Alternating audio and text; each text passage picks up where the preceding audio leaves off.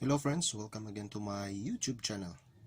In today's episode guys, I just want to share the technique how to adjust the counterweight, this one, the tracking force adjustment, this one. It has a small knob here with a number, and it's anti-skating. The model of this one guys is Garrard SL-95 or Garrard Synchrolab 95. Before we set this guys, I know some of you don't know how to adjust. So here I'm gonna introduce first the parts, especially here, where to loosen and tighten the counterweight. So to loosen and tighten this counterweight guys, because this counterweight you can move this left or right. Okay, you must loose this bolt or a screw, this one guys. So here I'm gonna share.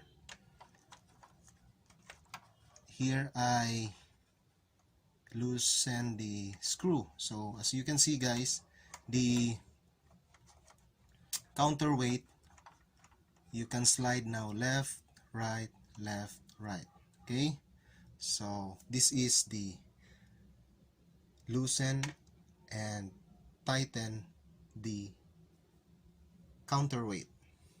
Next guys is this one.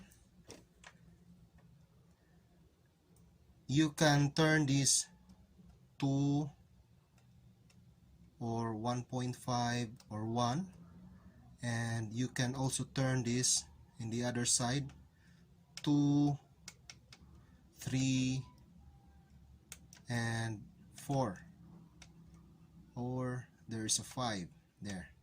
So maximum of 5 grams. So here I'm gonna set this to 2 because this I set this to 2, but anyway I already moved the counterweight, so this is not the actual grams. And also guys, this is the anti-skating. So here, as the tone arm go to the center of the table, this counterweight also will go up, because this one here guys, this one is a weight. Okay, this is a weight. Some turntables is not using like this. They use the string with a weight. Many of that turntables use that kind of anti-skating, but in Garrard SL-95 they use this one guys. This is the weight guys, so this is a maximum of 5. So this is 0.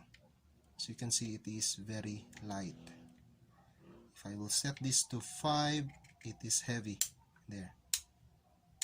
So now I will set this to 0. Okay, I will set also this one to 0.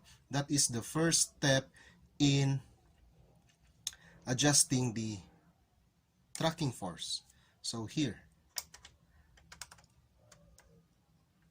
so that is the 0. Okay, next guys is to get the 180 degrees. The 180 degrees guys, this is how to do it. Since I loosen the counterweight here,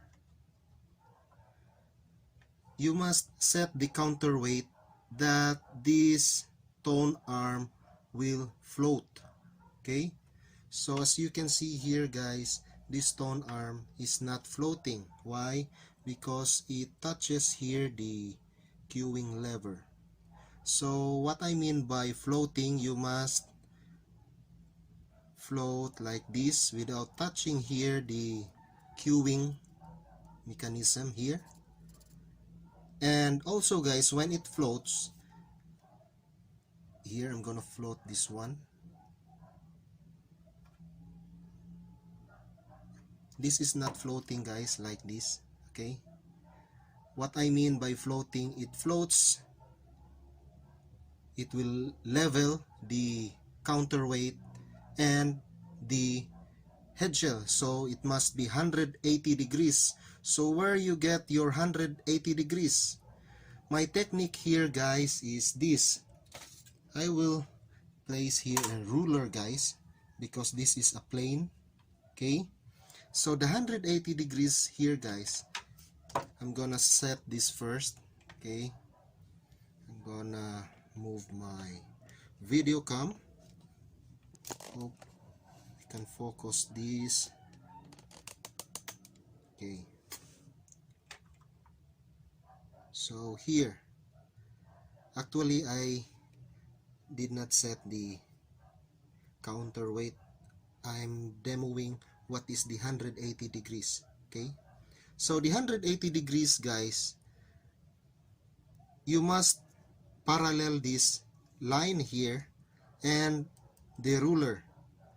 Okay, so this is the horizontal plane of the ruler.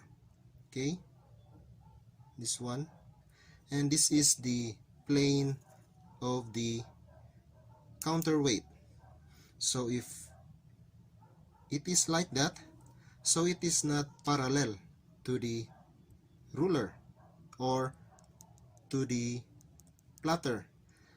I just place a ruler, guys, so that it is easy for you to understand where is your point of 180 degrees. Okay, so if it is like this, guys, that is not 180 degrees because the angle here, okay, the 180 degrees is parallel. So parallel is still the same position on this lower part of the tone arm and the ruler. For me, I don't use a ruler, guys. I just use the plane.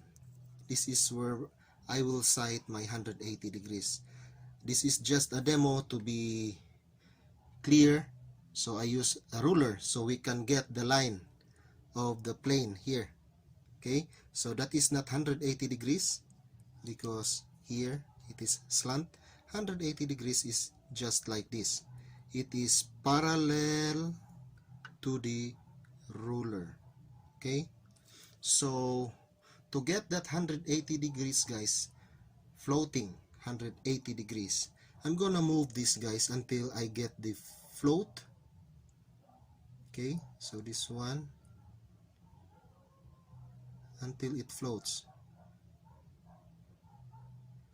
So here I release my hand here, so this is floating. Okay, but let's wait. The part here is higher, the part here is lower. So this is the plane of the, or the horizontal of the ruler. So we need more weight on this part of the head shell. So here I'm gonna put a little weight, guys. There, then tap here. So a little more.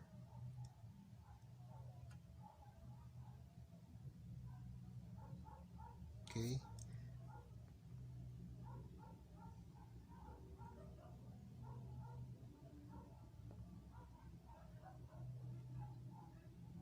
Too high.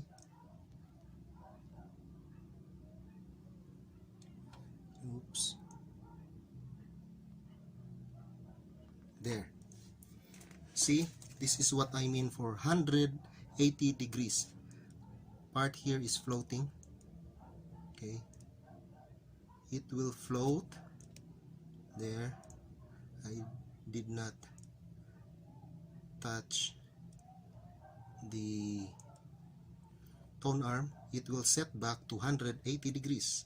So here, as you can see, guys, the ruler and the lower part of the tone arm is in parallel. So this is the 180 degrees. I'm gonna touch again there.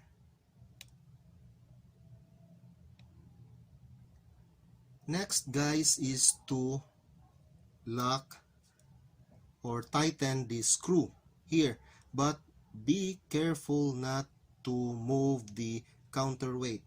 So what I'm doing here is just put it back to the armrest and lock this one to be safe. Okay, then I will tighten the screw here at the back.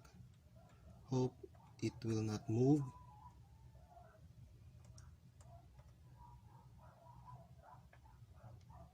So here, already tightened, and now let's back to the 180 degrees. Okay,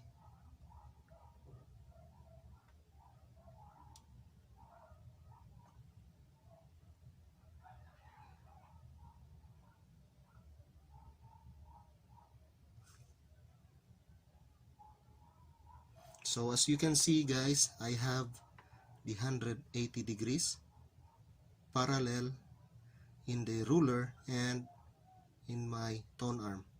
So next guys, I already get my 180 degrees. I'm gonna set this back here, then lock. I'm gonna set my tracking force. So here, and here guys, I'm gonna set this to 1.5 grams. Okay, I'm gonna set this to 1.5. There. Then after that guys, I'm gonna set this anti-skating to 1.5. So that is 1 guys. 0, 0.5, 1, 1.5. There. So that is the anti-skating. And now I will try to check this 1.5 grams in a digital weighing scale. Since we adjust this one manually guys without any instrument, okay, so I just want to compare the reading of the digital weighing scale.